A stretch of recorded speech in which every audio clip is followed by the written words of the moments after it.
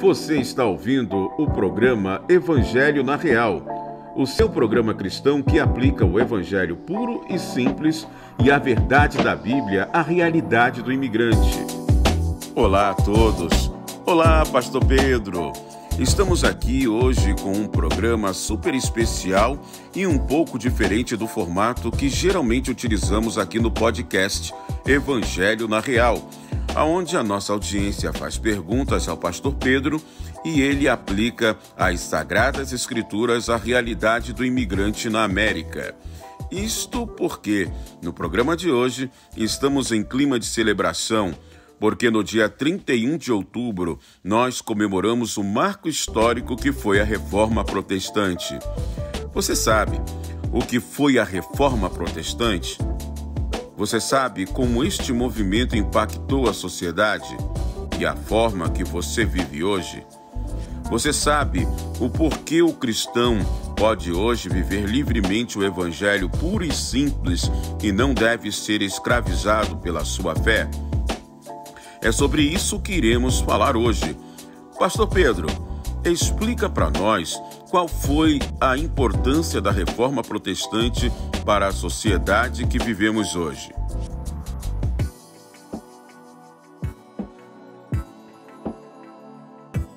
Olá, Márcio. Olá, caros irmãos, ouvintes aqui do nosso podcast. Hoje é uma data especial para nós, porque nós estamos comemorando mais um ano da Reforma Protestante.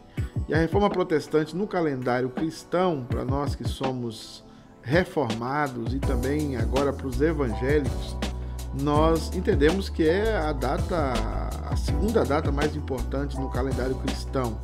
A primeira tem a ver com a ressurreição de Cristo, com a descida do Espírito Santo e o começo da igreja.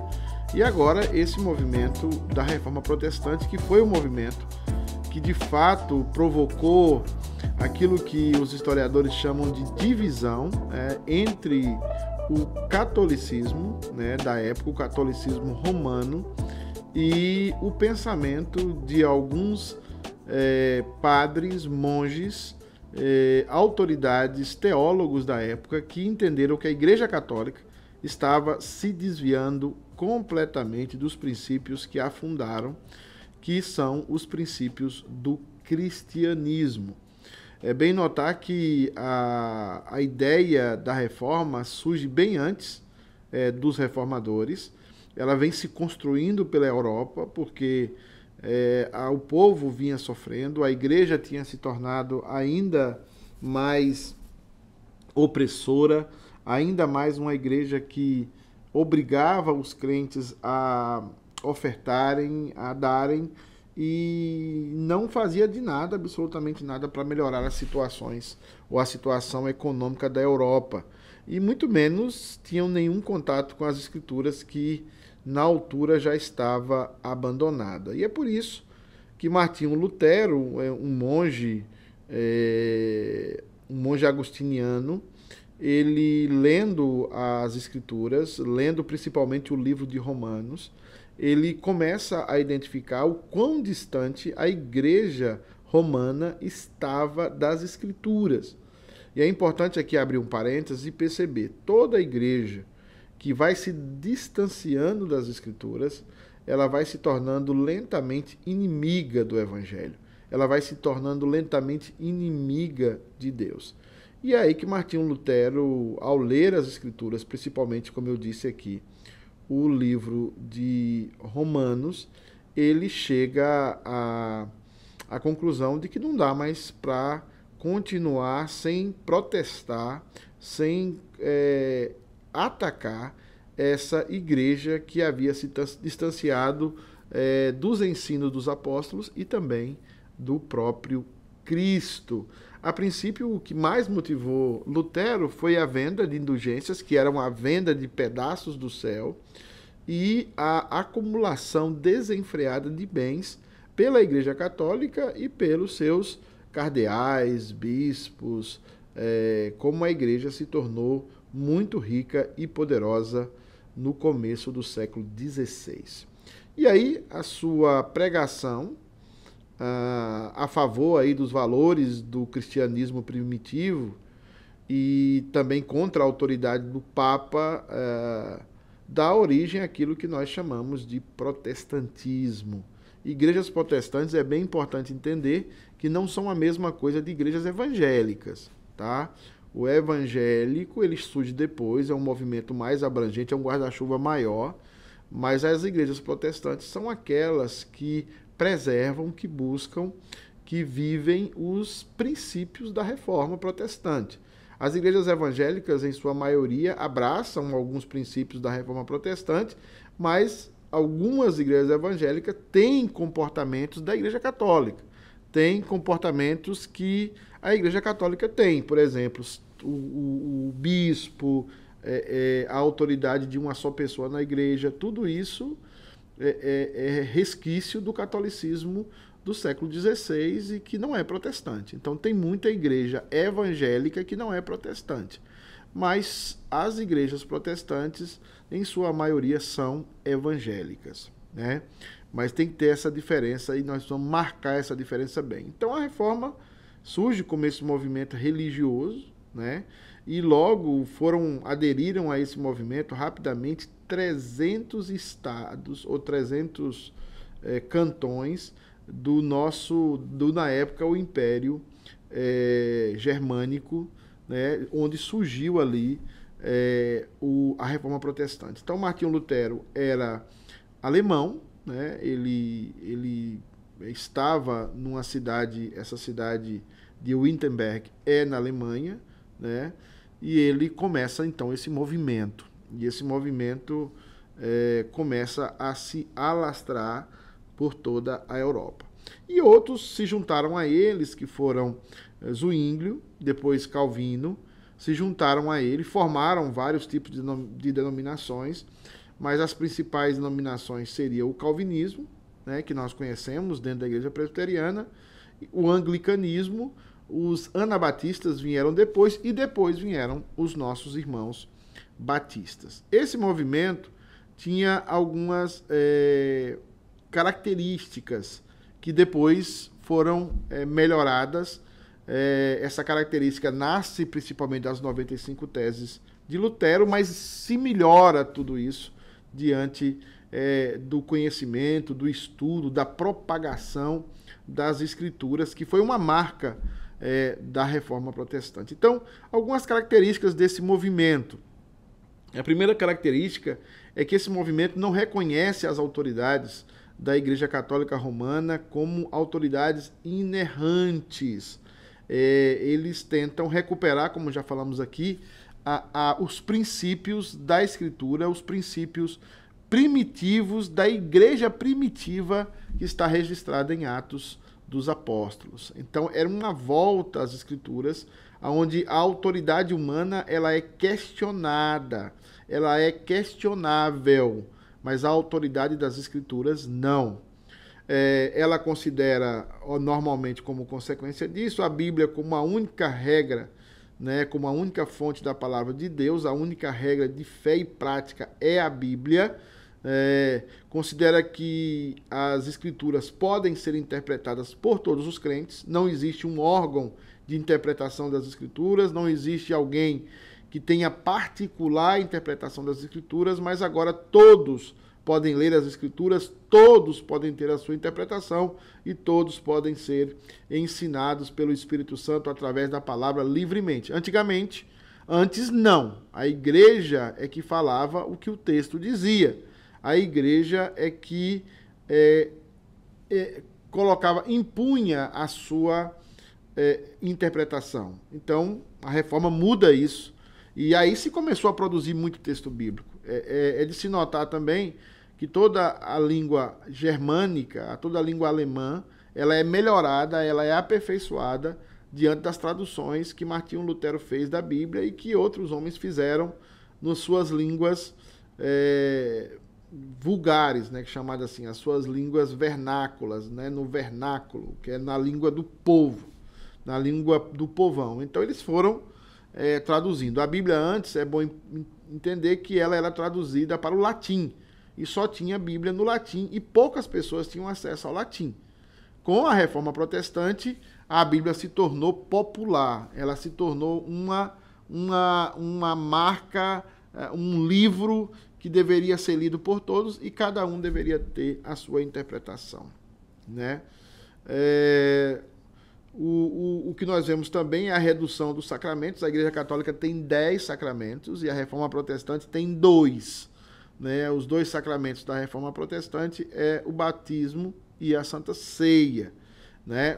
Para a gente entender mais ou menos que a marca do protestantismo é a simplicidade, é a gente ser mais simples.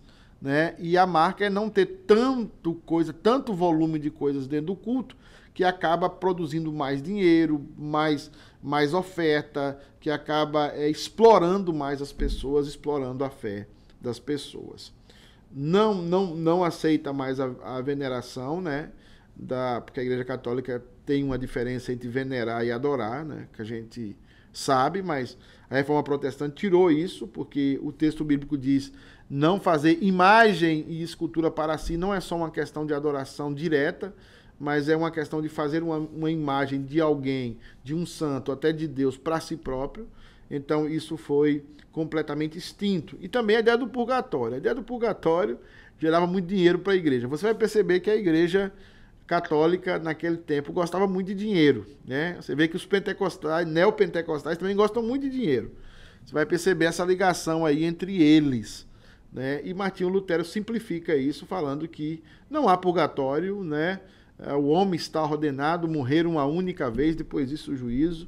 Não há como a minha oração ou a sua oração mudar a história, o juízo de Deus sobre a vida daqueles que já morreram, ou a salvação sobre aqueles que morreram em Cristo Jesus. Né? Também foi rechaçada a concepção imaculada de Maria. Pouca gente sabe disso, mas para a Igreja Católica, Maria também nasceu sem pecado, e nós vemos que a Reforma Protestante tirou isso também e disse: Maria é pecadora. Maria, no seu canto, né, que está nos evangelhos, ela diz que precisa de um Salvador, que ela necessita de um Salvador, e a Maria foi concebida em pecado, e em nenhum lugar das Escrituras diz que Maria é uma mulher imaculada, que ela teve o mesmo nascimento que Jesus Cristo. Nós teríamos que elevar Maria à condição de redentora.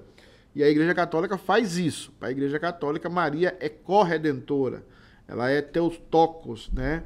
O Theotokos é uma expressão usada para dizer que Maria é corredentora da salvação. E ela não é. Ela é alguém agraciada, ela é alguém que foi muito importante, ela era uma pessoa super devota a Deus, ela era uma pessoa maravilhosa, Maria, mas Maria não era uma pessoa sem pecado.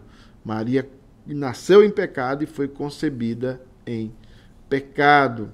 Então, e aí a Reforma Protestante afirma categoricamente que Jesus Cristo é o único mediador, né, entre Deus e os homens. Isso é muito importante. A Igreja, como instituição, ela não é a mediadora é Cristo, é uma mediação pessoal do Redentor para com o seu filho, para com a sua filha na fé, e não mais uma mediação através da igreja. Você vê também que isso acontece nos movimentos pentecostais ou neopentecostais, em que a igreja passa a ser um tipo de mediadora e as pessoas passam a pregar mais a igreja do que a pregar a Jesus Cristo como único mediador. Também vemos a ideia das estruturas eclesiásticas, que na Reforma Protestante se tornaram mais simples do que as rebuscadas estruturas da Igreja Católica, onde você tem papa, cardeal, bispo, onde você tem padres, onde você tem dioceses, onde a Igreja mandava e desmandava na consciência e na vida das pessoas. E tudo isso a Reforma Protestante mudou, tudo isso a Reforma Protestante pôs fim. E houve consequências, né? E as consequências são muito interessantes, né? E as consequências estão aí até hoje. A Reforma Protestante, ela tem uma abrangência não só no campo da religião, mas no campo social, no campo econômico de toda a Europa e depois de todo o mundo. Nós vemos basicamente que os países que abraçaram a Reforma Protestante, que estão ao norte da Europa, são os países mais desenvolvidos do mundo até o dia de hoje. esses países foram completamente contaminados, inflamados, influenciados pelos princípios da reforma. E quais são esses princípios aqui, falando um pouco sobre esses aspectos econômicos? É o princípio, por exemplo, do trabalho. A reforma protestante exaltou o trabalho. É bom lembrar que dentro do contexto católico, o trabalho ele é pecado. O trabalho existe fruto do pecado. Na cultura reformada, o trabalho é uma bênção. Deus trabalha, nós trabalhamos e devemos adquirir tudo do nosso trabalho. Uma coisa também que a reforma protestante trouxe foi a questão do pecado e a responsabilidade de cada um de nós. A questão da depravação total. Nos contextos católicos, sempre a responsabilidade cabia a outro. Sempre a responsabilidade era do diabo. O diabo é que atentava, o diabo é que fazia isso e as pessoas caíam. Ou então a pessoa tentava a outra e a pessoa caía porque tinha sido tentado por aquela mulher ou por aquela situação. No conceito reformado, e esses países de cultura reformada passaram a entender que isso não era assim. Que nós éramos responsáveis e cada um de nós somos responsáveis pela nossa história. É por isso que você vai perceber que o comunismo vai ser gerado através dessa ideia católico-romana, de que o culpado é outro, enquanto nós temos a ideia protestante de que o culpado somos nós e que nós não temos condição por nós mesmos de conseguir a salvação, porque nós estamos em pecado. Mas mesmo assim, a reforma enfatiza muito, depois de convertido, depois que o Espírito Santo habita em nós, a nossa responsabilidade pessoal como cristãos. E aí você vê também outra coisa, é a ideia da igreja com o Estado. Né? A reforma protestante rompe isso. A igreja católica queria caminhar com o Estado e até dominava o Estado, mas na questão da reforma protestante isso não acontece, porque a igreja é a igreja, o Estado é o Estado. E as pessoas não são obrigadas a serem cristãs. As pessoas não são obrigadas a estarem com Cristo. O cristianismo é uma decisão que Deus age na vida das pessoas, Deus escolhe os seus, e que nós, sendo governantes cristãos ou não, devemos governar para todos e de uma forma justa, de uma forma abençoadora. Então tudo isso vem da reforma protestante. E a gente percebe que esses países estiveram mais ligados à educação. A educação cresceu mais nesse país porque as pessoas aprendiam a ler, as pessoas aprenderam a questionar, as pessoas aprenderam a inquirir sobre axiomas e dogmas da igreja, coisa que não podiam fazer dentro da doutrina e dentro do Império Católico. Outra coisa importante que a reforma protestante trouxe foi a propriedade privada, né? A igreja não mais juntava dinheiro para si, a igreja não mais era a tão poderosa, porque nós sabemos que as melhores terras da Europa eram da igreja católica, tanto que há um Estado, né?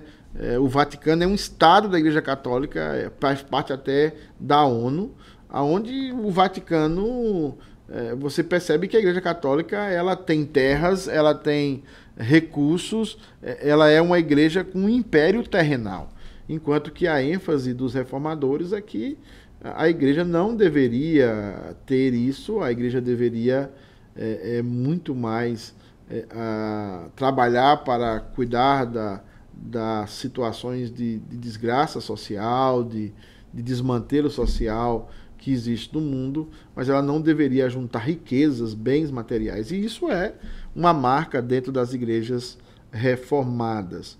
E aí, de tudo isso aí, gera-se uma série de liberdades, uma série de situações que vai desembocar lá na Revolução Francesa, no Iluminismo, no século XVIII, né, onde a Revolução Francesa vai um pouco que consolidar essas ideias sociais também da Reforma Protestante. O mundo muda, as estruturas mudam, a democracia começa a aflorar, a liberdade de pensamento, a liberdade de questionar as coisas, tudo isso vem através da Reforma Protestante, aonde não mais o Estado deve ter domínio sobre as pessoas, aonde não mais o Estado deve controlar a vida das pessoas, mas aonde as pessoas, cada um tem a sua responsabilidade, cada um tem o seu direito e o seu dever de conviver em sociedade sem ser perturbado, manipulado ou atingido na sua consciência e principalmente na sua consciência religiosa.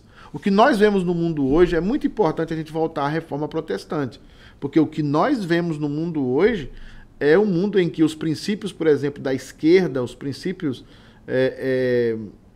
do comunismo e o socialismo, que eu considero como um eufemismo do comunismo, é a ideia do Estado cada vez maior, cada vez mais dominante, dizendo o que a gente deve crer, o que a gente deve falar, toda essa fiscalização que nós vemos aí dentro do mundo, dentro da cultura progressista. Você vê hoje que o mal que era a Igreja Católica no século XI, no século XII, no século XIII, hoje nós estamos vendo aí com o progressivismo dentro da televisão, dentro do Netflix, dentro do Hollywood, dentro das universidades, em que essas pessoas querem controlar a maneira como nós pensamos, a maneira como nós agimos. Tudo isso a Reforma Protestante combateu e fez com que o mundo, principalmente a Europa e os Estados Unidos, tivessem os maiores crescimentos na história da humanidade. E por fim, irmãos, a Reforma Protestante deixa para nós 5 princípios básicos a nós que somos cristãos e a nós que somos protestantes raízes, vamos dizer assim, e não protestantes Nutella, tá bom? A primeira é a questão de que é a fé, somente pela fé. Esse é um princípio extraído da palavra de Deus, que está em Romanos 1:17, que diz assim: visto que a justiça de Deus se revela no Evangelho de fé em fé, como está escrito, o justo viverá por fé. Então, a salvação é por fé e não por obras.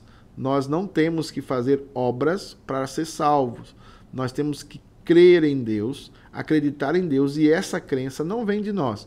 Essa crença vem do Deus Todo-Poderoso, que nos escolheu desde antes da fundação do mundo. Então, nós não precisamos de penitência, de sacrifícios, não precisamos nos flagelar para Deus nos escutar. Não, cremos no Evangelho como Abraão creu, e isso nos será imputado como justiça. Seremos declarados justos diante de Deus somente por crer em Jesus Cristo como nosso único e suficiente Salvador. E também um dos princípios que foi colocado na reforma é a graça, como consequência dessa fé, né? O texto bíblico diz em Efésios, capítulo 2, versículos 8 e 9, porque pela graça sois salvos, mediante a fé, isso não vem de vós, é dom de Deus, não de obras, para que ninguém se glorie. Então, além do somente pela fé, somente pela graça.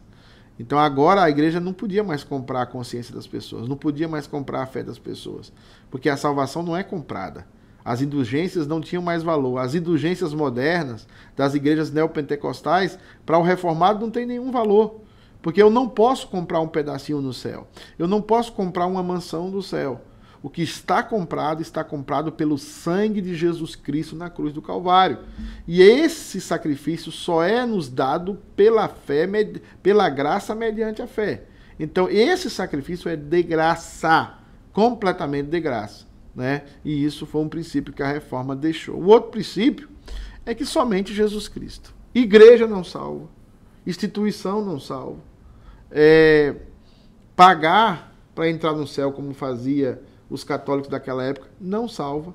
A única forma de nós sermos salvos é pela fé em Cristo Jesus. Há um único mediador, a palavra de Deus diz que há um único mediador entre Deus e os homens, Jesus Cristo. Lá esse texto está lá em Timóteo, né, capítulo 2, versículos 5 e 6, que diz: pois há um só Deus e um só mediador entre Deus e os homens, Jesus Cristo, o qual se entregou a si mesmo com resgate por todos. Este foi o testemunho dado em seu próprio tempo. Então, Jesus Cristo é o nosso único e suficiente Salvador. Somente a salvação em Cristo Jesus. E outra coisa, somente as Escrituras, né? A Bíblia é a autoridade, a Bíblia é inerrante, a Bíblia é quem manda. Paulo fala através de 2 Timóteo 3,16 o seguinte: pois toda a Escritura sagrada é inspirada por Deus e útil para ensinar a verdade, para condenar o erro, corrigir as faltas e ensinar a maneira certa como nós devemos viver. E isto para que o servo de Deus seja completamente habilitado, preparado e pronto para fazer todo tipo de boa obra. Então, a maior autoridade da igreja não são os concílios, não está numa pessoa. A maior autoridade da igreja é a palavra de Deus. E para terminar, o quinto princípio, somente a Deus glória.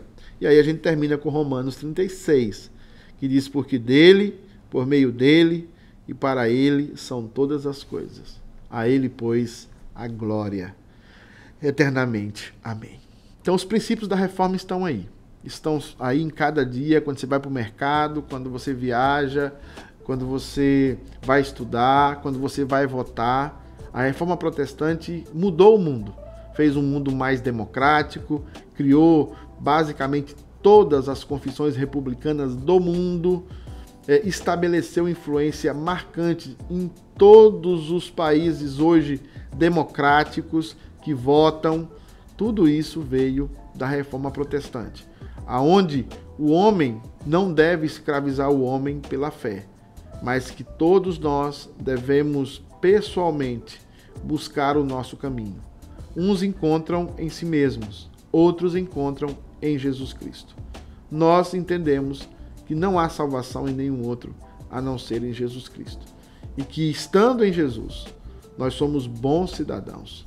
Nós somos agentes transformadores e melhoradores desse mundo naquilo que é possível melhorá-lo. Que a reforma protestante continue firme, continue brilhando como uma luz no meio desse mundo cheio de trevas. Termino com a célebre frase da reforma protestante: pós teniebla lux. Eu sou Pedro Lino, aqui no Evangelho na Real, edição especial do Dia da Reforma Protestante. Tchau. Muito bom! Queremos então agradecer a sua audiência até aqui em nosso primeiro podcast.